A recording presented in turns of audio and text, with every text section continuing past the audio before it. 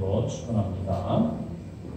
제가 지난주에 이메일을 하나 받았는데 샘스 클럽이라고 월마트하고 같이 한 회사잖아요. 샘스 클럽이. 샘스 클럽에서 메일이 저한테 왔어요. 이메일이. 왜 왔나 봤더니 우리 샘스 클럽에 있는 모든 직원과 임원들은 우리 미국 사회에 어떤 차별도 원치 않고 차별을 없애기 위해서 수고하는 사람을 위해서 자기들이 큰 펀드를 만들어서 누군지 이 사회가 갈등과 싸움이 없이 평등한 사회를 만드는데 봉사하고 수고하는 사람들은 끝까지 도와주겠다는 거예요. 그러고 나서 조금 있으니까 또 교육청에서 또 우리 아이들이 학교 다니니까 IS라고 그러잖아요. 또 메일이 왔어요. 보니까 자기들도 이 나라의 모든 차별을 없애고 모든 사람들이 평등하게 사는 그날까지 우리는 아이들을 차별 없이 또 사람들을 이렇게 서로 갈등 없이 살아가는 그런 아이들도 키우는데 모든 교사진들과 또 직원들이 수고를 할 거다. 그러면서 차별 없애는 일에 헌신하겠다는 거예요. 그러더니 그 다음부터 뭐 은행에서도 그런 얘기가 계속 날라오고 원래 이 나라는 차별이 없습니다. 법상으로는. 그래도 실제는 있잖아요. 이런 일이 자꾸 반복되니까 이 미국 사람들 마음에 좀 괴로움이 온 것 같아요. 양심. 우리가 모르는 사이에 평등하다고 생각하고 살았는데 너무 오랫동안 이렇게 감춰진 부분에 해결된 게 너무 많았다. 그래서 굉장히 미안한 마음들이 생기는지 모든 각국 단체들이 미국으로 말하자면 성명서죠. 우리식으로 말하면 한국은 성명서라고 거창하게 얘기하지만 여기 그런 건 없고 이제 자기 회사나 아니면 단체나 학교에 공식적인 입장을 이렇게 표명하는 일이 많은데 그걸 모든 사람들에게 보냈더라고요. 안 보낸 데가 없어요. 작은 모임, 큰 모임 할 거 없이. 그러니까 이거는 미국 전체가 앞으로 이거 소셜 체인지를 해야 되겠다. 네이션 체인지를 해야 되겠다. 체질을 바꿔야 되겠다. 그래서 다른 나라에 표준이 될 만한 본받을 만한 나라는 참으로 살았는데 이 잘못된 것들을 좀 회복을 해서 좀 다른 나라로 가면 좋겠다. 지금도 계속해서 싸움, 이 다툼이 계속되고 이 길바닥에서 또 여전히 단속하다가 목숨을 잃은 사람도 많고 계속되고 있습니다. 또 엊그제 보니까 이렇게 목을 눌러가지고 이렇게 감옥에 갇힌 경관 있잖아요. 데릭 쇼빈이라고. 그 사람이 2급 살인죄로 구속됐거든요. 그래가지고 120만 불 보석금을 책정해놨어요. 120만 불이 되게 크죠. 그런데 사람들이 모금을 해가지고 120만 불을 다시 그 사람을 석방시켜놨어요. 그게 무슨 뜻이냐면 누가 그랬겠어요? 그 사람 힘드는 사람들이 그랬겠죠. 어떻게 자유를 주겠다는데 어떻게 생각하면 좀 복잡하기도 한데 이 나라는 좋은 점도 있는 거예요. 자기 생각대로 추진해도 다 법이 허용을 하는 거예요. 우리 생각에는 못 나오게 만들어 놓으면 좋을 것 같은데 또 그 사람은 불쌍하다고 바깥에 나와서 재판받게 해줘야 된다고 모금을 해가지고 몇 사람이 모금했는데 벌써 120만 불이 다 채워졌다는 거예요. 그 사람 나와서 재판받는 거예요. 어쨌든 재판이 공정하게 잘 이루어지기를 바라겠지만 그렇게 이 인종 갈등이라는 게 뿌리 깊은 겁니다. 그제 보니까 어시 신문에 이렇게 쭉 읽어보니까 어시시에서는 이 경찰관들이 이 목을 누르는 진압법을 못하게 시에서 법을 만들어서 통과시켰어요. 다른 거는 괜찮은데 사람이 목을 눌러가지고 수갑을 채우는 일을 하면 순경이 수갑을 채워요. 여지까지 그렇게 계속 했었던 모양이에요. 한쪽에서는 그런 일을 계속하고 그 다음에 또 사람들이 이번 기회로 법을 다 바꿔가지고 차별 없도록 그렇게 해야 된다. 어떤 사람도 피부색이라든지 아니면은 출신 지역이라든지 아니면 배운 차이라든지 언어의 능력 이런 걸 가지고 차별을 받아서는 안 되겠다는 거예요. 왜냐하면 세계가 다 지금 한 가족이지 않습니까? 그리고 또 성경의 정신과도 맞는 겁니다. 성경에서는 어떤 사람도 하나님의 형상을 가지고 있기 때문에 사람이 사람을 이렇게 괴롭히거나 차별해서는 안 된다는 거예요. 모든 생명은 다 심지어는 불구라 할지라도 하나님이 세상에 만드는 생명이고 보낸 생명에는 사명이 있기 때문에 그 사명을 존중할 줄 알아야 된다. 하나님 말씀 들으면 세상이 참 조용할 텐데 말씀을 안 들으니까 안 듣는 곳에서 이런 어려운 일들이 생겨나지 않습니까? 지금 이 세상은 코로나 바이러스로 많은 사람들이 고통받고 있습니다. 죽은 사람은 벌써 수십만 명이 넘고 걸린 사람은 수백만 명이 넘고 지금 이 코로나 바이러스가 이게 더우니까 요즘은 좀 힘을 못 쓰나 봐요. 그런데 여기 좀 추운 나라가 더 남반구입니다. 지금 남쪽은 지금 겨울이에요. 겨울로 다 내려갔어요. 그러다가 우리가 여기 겨울 되면 다시 또 올라온다는 거예요. 그러니까 이거 빨리 백신을 만들어야 되겠는데 지금 유럽하고 미국하고 아시아에서 이걸 만드느라고 경쟁이 굉장히 치열합니다. 그런데 유럽에서 조금 먼저 만들 것 같다고 지금 굉장히 좋아하는데 모르겠어요. 그게 제대로 좋은 약이 나오는 건지 대충 만드는 건지. 그러나 모든 사람들이 애쓰니까 좋은 약이 나오리라고 믿습니다. 코로나 바이러스는 이 시대 사람들의 세속화에 대한 하나님의 심판이라고 생각합니다. 그리고 이런 인종 갈등, 국가 간의 갈등, 계층 간의 갈등이라는 것은 이 불의에 대한 하나님의 심판이라고 생각해요. 하나님 앞에 우리가 정직하게 쓰고 건강하게 쓰고 바르게 쓰면은 왜 이런 일들이 있겠습니까? 하나님 바라보지 않고 인간이 자기 자신을 바라보고 세상의 즐거움을 바라보다 보니까 이렇게 하나님 앞에 인간이 얼마나 나약한 존재인가 하는 것을 하나님이 보여주시는 거예요. 그러므로 우리 믿는 자들이 이 세상을 향해서 해야 할 얘기가 있어요. 그건 뭐냐면 회개하라는 거예요. 하나님 앞에 회개하고 우리의 잘못된 삶의 방향을 되돌려서 하나님께 돌아오는 일을 우리 성도들이 가르쳐줘야 되는 것입니다. 오늘 본문 말씀에 보면은 사무엘서에 대한 얘기가 나옵니다. 이스라엘 백성들이 하나님 앞에 큰 축복을 받아서 나라를 세웠어요. 가나안 땅을 차지했어요. 거기에 성전도 지었어요. 하나님 앞에 영광 돌릴 수 있는 나라가 되었습니다. 그런데 하나님이 복 주신 것은 가지고 감사하고 주님께도 영광을 돌려야 되는데 점점 하나님을 잊어버립니다. 사람이 너무 편하고 즐거우면 하나님 앞에 예배하는 일이 좀 게을러지게 되는 모양입니다. 그들이 하나님을 점점 떠나게 되니까 하나님께서 블레셋이라는 나라를 강해 만들었어요. 블레셋이 뭐냐면은 성경에 보면은 팔레스타인이라고 되어 있어요. 팔레스타인 사람들이 이스라엘 옆에서 살잖아요. 그걸 성경에는 블레셋이다 이렇게 번역을 했어요. 발음이 팔레스타인이에요. 이 사람들이 강해졌어요. 거기다 이 사람들이 철기 문화를 가져가지고 아주 강력한 무기로 무장되어 있었어요. 그런데 이들이 강해져서 자꾸 이스라엘을 쳐들어와서 나중에 이스라엘이 종이 됐습니다. 자기들이 주인이었던 땅에서 자기들이 종이 되어버렸어요. 나중에는 전쟁이 일어났는데 얼마나 블레셋이 강했는지 법궤까지 뺏겼어요. 이 법궤라는 건 하나님의 상징이잖아요. 어떻게 하나님이 이스라엘 백성들이 법궤가 뺏기는데도 그냥 보고 계셨을까? 큰 충격을 받아요, 이스라엘 사람들이. 그 말은 뭐예요? 하나님이 이스라엘 백성들을 이제 아끼지 않는다는 증거잖아요. 법궤를 뺏길 일이 아니지 않습니까? 이건 법궤는 하나님의 상징이고 이스라엘 백성들이 모세 때부터 그 백성이 그 법궤를 가져갔다는 이 자신감 때문에 자기들을 하나님이 지켜주신다고 믿었는데 법궤를 세상에 적군에게 뺏기고 이게 무슨 큰 환난입니까? 사람들이 큰 충격을 받아서 어떡하나 그랬더니 법궤가 저절로 반납됐어요. 그 법궤가 블레셋 땅에 갈 때마다 큰 병이 막 도는 겁니다. 이 도시에 놓으면 이 도시 사람들이 죽어나가는 거예요. 저쪽 도시를 가면 저쪽 도시가 죽어나가는 거예요. 그러니까 블레셋 사람들이 너무너무 무서운 이 물건이다. 그래서 이 말에다 소에다 실어가지고 다시 이스라엘 국경으로 돌려보냈어요. 그러니까 이스라엘 백성들은 더 무서운 거예요. 아니 법궤를 뺏어간 적군들이 무서워서 병에 걸려서 죽어나가니까 이걸 우리한테 돌려주면 우리가 죽을 거 아니에요. 그런데 이게 하나님의 능력의 상징인데 왜 하나님이 성이 나셨을까? 생각하니까 회개 안 한 거예요. 그제서야 백성들이 환난을 경험하고 큰 역병을 경험하고 나서 이제서야 하나님이 우리 백성을 그동안 사랑하셨는데 우리가 하나님의 은혜를 잃어버리고 우상숭배했구나 생각하고 전 민족적인 회개운동이 일어나는데 그 회개운동을 이끈 사람이 사무엘입니다. 그래서 평범한 이 제사장에서 모든 백성들을 이끌어가는 지도자로 바뀐 이유가 이 회개운동 때문에 그래요. 특별히 미스바에서 했다 그래서 미스바의 회개운동입니다.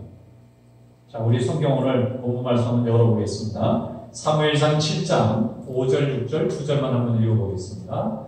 사무엘이 이르되 온 이스라엘은 미스바로 모이라. 내가 너희를 위하여 여호와께 기도하리라 하매 그들이 미스바에 모여 물을 길어 여호와 앞에 붓고 그날 종일 금식하고 거기에서 이르되 우리가 여호와께 범죄하였나이다 하니라. 사무엘이 미스바에서 이스라엘 자손을 다스린다. 아멘. 법궤가 뺏겼는데 법궤가 가는 데마다 블레셋 모든 도시마다 큰 병을 일으켜서 많은 사람들이 죽어나가게 하는 그 법궤가 스스로 그들의 손에 의해서 이스라엘까지 돌아오는 이 충격적인 사건은 이스라엘 백성들에게 하나님은 살아계시다는 거고 하나님께서 우리를 징계하신다는 것을 깨닫고 온 민족이 회개운동으로 돌아오는 계기가 돼요. 그들이 누구를 찾았느냐면 하나님 앞에 예배드리려니까 제사장을 찾았습니다. 그때 제사장 역할을 사무엘이 하고 있었잖아요. 엘리 제사장을 이어서 사무엘이 이스라엘 백성들을 제사 드리는 일을 했어요. 제사장은 그냥 제사장입니다. 이 사람이 왕도 아니고 무슨 권력이나 군대를 가진 사람이 아닌데 이스라엘 온 백성들이 다 모여서 군대보다 더 강한 분이 하나님이라는 걸 깨닫고 하나님과 만나게 인도를 해주는 이 사무엘에게 와서 우리의 왕이 되달라고 말합니다. 왕이라는 표현은 없지만 우리를 다스려달라고 합니다. 우리로 하여금 하나님을 다시 만날 수 있게 해달라는 거예요. 우리가 이제 온 민족이 다 회개하게 되었다는 겁니다. 이제 알았다는 거예요. 이 민족이 이런 큰 환난과 이 고통을 당하고 있는 이유는 우리가 하나님을 떠나서 범죄했기 때문에 온 것이라는 것을 알았습니다. 그러니까 하나님께서 사무엘에게 말씀을 주셔서 그들의 말대로 받아들이라는 거예요. 그래서 제사장이 왕을 하던 시절이 사무엘입니다. 나중에는 제사장은 제사장 일을 해야 되는데 그래서 이스라엘 백성들에게 왕을 따로 뽑아주지 않습니까? 그게 사울 왕이고 사울 왕이 하나님 마음에 합하지 않으니까 다윗 왕이 하나님의 인정을 받아서 왕이 된 거예요. 이렇게 하나님은 하나님의 백성들에 대해서 끝없는 관심과 사랑을 가지고 있는데 이스라엘 백성들이 하나님 앞에 바로 서기만 하면 항상 나라가 강건해지는데 하나님의 말씀을 버리고 자기 식대로 세속의 국가들처럼 병행하려다 보면 항상 이렇게 망하게 되는 거예요. 그동안은 이스라엘 백성들이 자기들의 군사력을 믿었습니다. 이 다윗 왕 시절의 이스라엘의 군사력은 상상을 초월합니다. 다윗 왕은 120만 명의 군대를 가지고 있었고 그 다음에 사무엘은 그 재력이 대단했어요.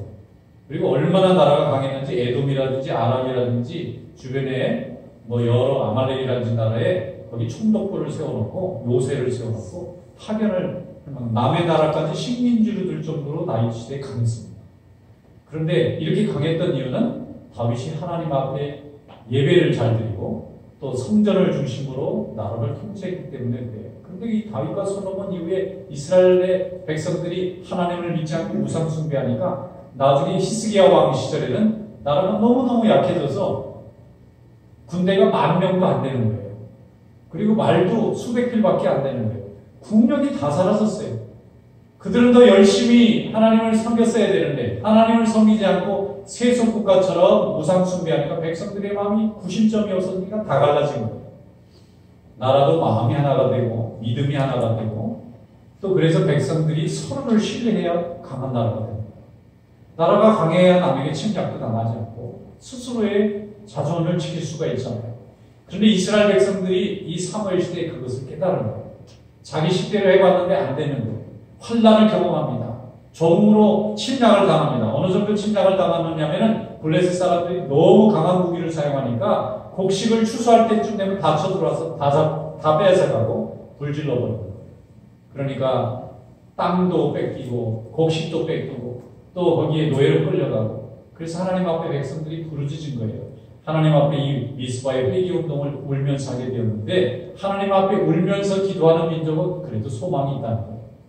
여러분 하나님 앞에 눈물로 기도하면서 구하는 성도될 수 있기를 축원합니다. 나라를 위해서 구하면 하나님 나라를 세워주시고 가정을 위해서 기도하면 하나님이 또 그 가정을 회복시켜 주시고 또 일터를 위해서 기도하면 하나님이 일터도 회복시켜 주세요. 문제는 울 줄 모르고 기도할 줄 모르고 회개하지 않기 때문에 문제가 해결되지 않는 것입니다.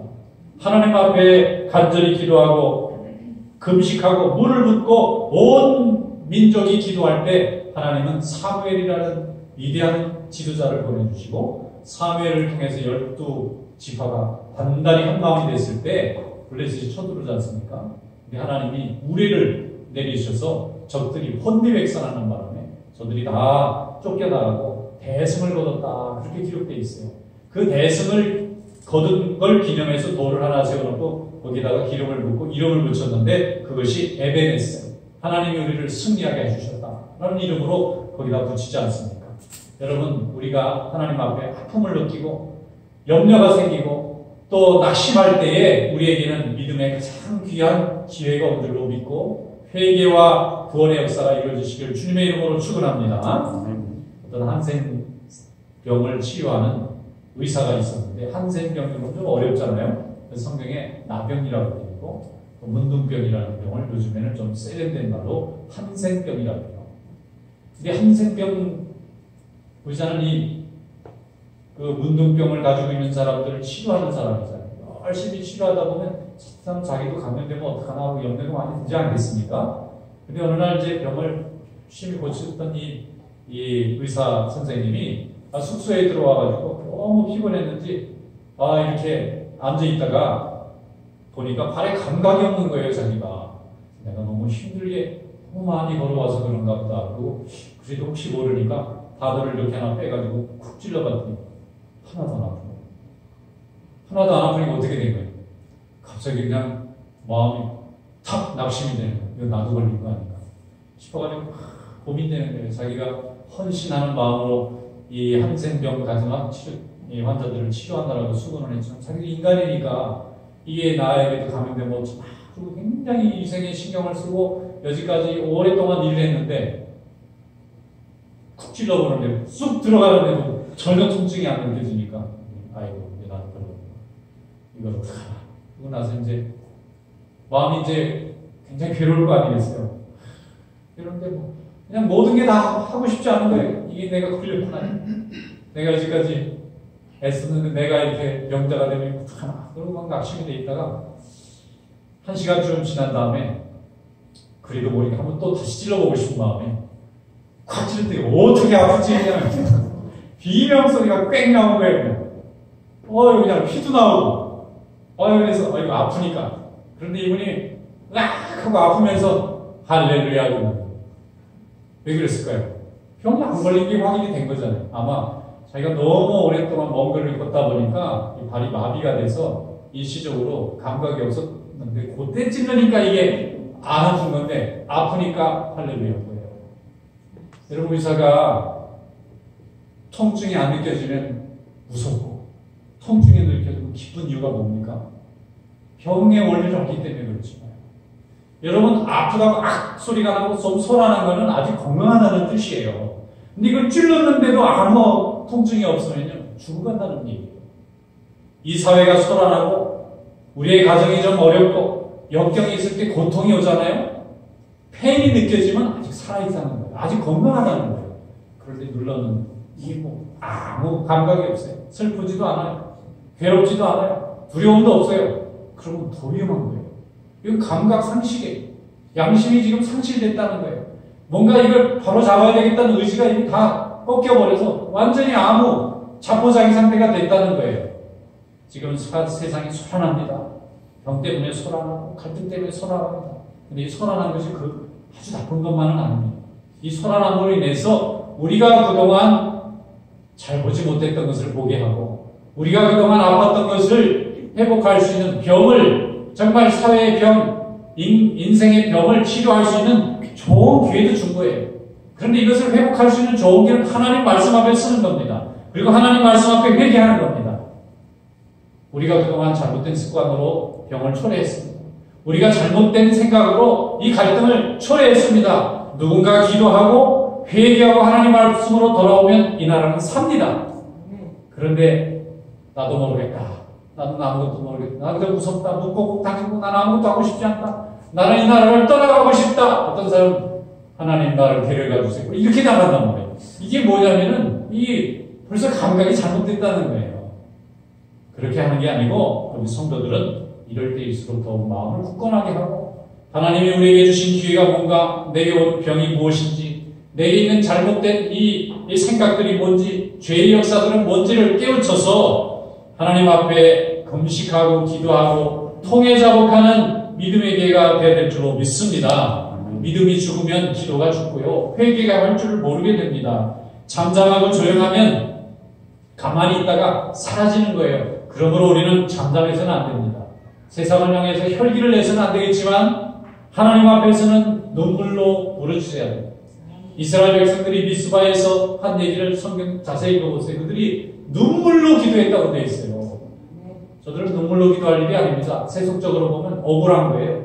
아니 내가 하나님 백성을 이렇게 수고했는데 어떻게 하나님이 우리를 망하게 하고 법궤를 뺏기게 하고 우리가 아직 목적을 다 뺏기게 하고 이게 한두 해도 아니고 10년 20년씩 이게 여기 끌려만 한같이 집에 앉은 채로 완전히 노예가 됐습니다. 하나님 이럴 수가 있습니까? 하고 분노하고 불평했을 텐데 그들이 살아있으니까 아직 그 믿음이 살아있으니까 하나님 앞에 눈물로 금식하고 기도하고 주의 종을 찾아가서 우리 왕이 되달라고. 그 말이 뭡니까? 제사장은 그냥 범면하는 거잖아요. 그래서 죄의 문제만 해결하는 건데 그거 정도만 하지 말고 이제 실제 행정도 해주시고 또 법도 만들어주시고 그 다음에 사법권도 행사해주시고 아마 사무엘은 하고 싶지 않았을 것 같아요. 나는 하나님 앞에 제사 드리는 제사장인데 이 세속적인 업무는 당신들이 해라. 그런데 그들이 말합니다. 우리는 할 능력을 우리가 열심히 최선을 다해서 해봤는데 군사력 가지고 법 가지고 다 해봤는데 안 됩니다. 우리가 하면 할수록 자꾸 노예만 됩니다. 자꾸 나라만 망해갑니다. 이제 하나님 말씀을 전하는 종이 좀 이끌어주세요. 그래서 일시적으로 왕력화를 하는 겁니다. 그런데 그들이 들어요. 하나님 앞에 나와서 사무엘이 기도하라 그랬더니 다 기도합니다. 회개하라 그러니까 회개합니다. 금식하자 그러니까 밥 굶었어요. 온 백성들이 한 마음으로 그렇게 하니까 아직 살아있다는 거예요. 이스라엘 백성들이 아직은 건강하다는 거예요. 아직도 겉은 조금 부실하지만 내용은 여전히 튼튼하다는 겁니다. 우리는 믿음이 튼튼한 민족이 복받는 것을 경험했습니다. 믿음이 튼튼한 인생이 복받는 것을 경험했습니다. 하나님은 이 시대의 모든 백성들에게 바로 그러한 회개와 소망을 우리에게 주시는 줄로 믿습니다. 사무엘상 2장 37절로 38절에 이스라엘 백성들, 특별히 예루살렘에 있는 백성들에게 이 사도들이 복음을 전합니다. 그들이 이 말을 듣고 마음에 찔려 베드로와 다른 사도들에게 물어 이르되 형제들아 우리가 어찌할꼬 하거늘 베드로가 이르되 너희가 회개하여 각각 세례를 받고 죄사함을 받으라. 그리하면 성령을 선물로 받으리라. 베드로가 예수님을 십자가에 못 박았던 예루살렘 그 모든 도시에 있는 백성들에게 회개하여 세례받고 죄사함을 받으라 그랬더니 저희들이 찔림을 받았어요. 회개합니다. 예수님을 죽이는데 같이 가담했던 사람, 예수를 십자가에 못 박으라, 바라바는 풀어줘라. 그들에 의해서 끌려다녔습니다. 불의의 입을 다물었어요. 고통을 외면했습니다. 예수님이 억울하게 잡혀간다는 걸 알면서도 자기들의 이익 때문에 눈 감았습니다. 그러니 양심이 공격을 받아서 양심이 얼마나 괴롭겠어. 의로운 사람은 우리가 알고 봤더니 그냥 단순한 목수가 아니라 나사렛 목수가 아니라 자기들에게 복음을 전하고 병든 자들을 치유하고 죽은 자들을 살려줬던 그 예수님을 죽인 후에 그들의 마음이 편했겠느냐고요. 전부 양심의 가책을 받아서 고통받고 있는데 그 제자인 베드로와 사도들이 나와서 여러분들은 그리스도를 죽인 겁니다 할 때에 믿음이 없는 사람은 저놈들 잡아주게라. 그리고 베드로와 요한을 잡으려고 했지만 양심이 살아있는 사람들은 무릎을 꿇고 눈물을 흘렸어요. 우리가 잘못했습니다. 하나님이 거기에 기름을 부어주시고 거기에 성령을 보내주셔서 세상의 최초의 교회가 예수님을 못 박으려고 소리질렀던 그 사람들이 회개한 속에서 일어났습니다. 어디서 새로운 사람들이 온 게 아닙니다. 예수님을 몰랐던 깨끗한 사람들이 온 게 아니에요. 예수님을 십자가에 못 박으라고 앞장섰을 때 선동당했던 사람들이 다 교회 교인이 된 겁니다. 예수님하고 관계없는 사람들이 예수 믿고 교회를 세운 게 아니라 예수님이 죽을 때 동조했던 사람들이에요. 그래서 우리가 찬송에 보면 거기 너 있었는가 그때 하고 자꾸 물어보잖아요. 예수님 못 박을 때 죽여라 했던 자리에 너가 있었느냐는 거예요. 그 사람이 비록 그때는 죄인이었지만 성령 앞에서 함께 하시고 그들이 하나님의 말씀 앞에 회개의 눈물을 흘리니까 예수를 못 박았던 그 사람들이 예수를 전하는 자로 바뀐 거예요. 성령은 이렇게 역사하시는 것입니다. 우리가 하나님 앞에 거짓이 드러나고 우리의 허물이 드러나고 또 우리가 하나님 앞에 새롭게 쓰임을 받을 수 있는 그 길은 회개 속에서 일어나는 말씀이 있을 때에 우리 양심이 아직 살아있고 우리의 판단이 살아있고 우리의 영성이 살아있을 때에 하나님은 우리의 닫힌 마음을 열어주시고 닫힌 입을 열어주셔서 하나님의 복음을 증거하는 자로 지금도 사용하실 줄로 믿습니다. 그러므로 회개하고 하나님의 말씀 앞에 우리가 눈물 흘릴 때에 막혔던 뚝이 열리는 거예요. 그래서 은혜의 바다가, 은혜의 강이 다시 흐르기 시작하는 것입니다. 하나님의 말씀이 그래서 어느 나라든지 어느 가정이든지 어느 인생이든지 하나님 말씀이 있어야 삽니다. 이 말씀이 없으면 다 죽습니다. 죽는지도 모르고 죽습니다. 간을 찔렀는데도 통증이 없기 때문에 그래요. 그런데 찔렸는데도 아픔이 느껴진다면 하나님이 쓰시고자 준비하신 것입니다. 회개만 하면 하나님이 복을 내주실 줄 믿습니다. 유다왕 히스기야가 나라가 멸망해 가는 중에 히스기야라는 유다왕이 죽고 나라가 금방 무너져서 유다가 바벨론에 끌려간 거예요. 유다라는 나라를 마지막에 지탱했던 왕이 히스기야입니다. 근데 이 왕이 죽고 망할 수가 있었는데 아수르라는 나라에게 하나님이 그 히스기야 왕을 지켜주신 이유가 성경에 보면 잘 나와 있어요. 이 사람은 찢을 때 찔림을 느낄 줄 아는 사람이었어요. 하나님이 그에게 아수르의 18만 대군이 올 때 이 사람이 한 일이라고는 하나님 성전에 와서 눈물을 흘리고 운 것밖에 없어요. 유다의 히스기야가 아수르의 침공을 받자 선지자 이사야와 함께 히스기야가 하나님께 불을 주셨습니다. 역대하 32장 20절에 이렇게 쓰여 있어요. 히스기야 왕이 아모스의 아들 선지자 이사야로 더불어 하늘을 향하여 부르짖어 기도하였더니 여호와께서 한 천사를 보내어 아수르 왕의 진영에서 모든 큰 용사와 대장과 지휘관들을 멸하셨다. 이렇게 되어 있어요.